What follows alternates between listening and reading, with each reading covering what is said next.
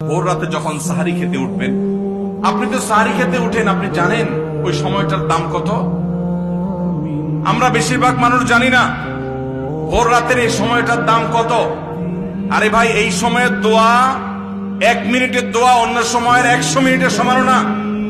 অন্য সময়ের 100 মিনিটও এই ভোর রাতের 1 মিনিটের সমান না।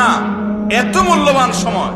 সারি খেতে উঠছেন, সারি খান, ভালো কথা, কিন্তু সারি খাওয়ার আগে পরে 10টা মিনিট জায়নামাজে মুসল্লাতে দাঁড়ান, একটু 2 রাকাত নামাজ পড়েন। এই সময়টা দোয়া কবুল হয়। আল্লাহ ডেকে ডেকে বান্দাকে দেন। একটু হাত তোলেন, চেষ্টা করবেন তো ইনশাআল্লাহ।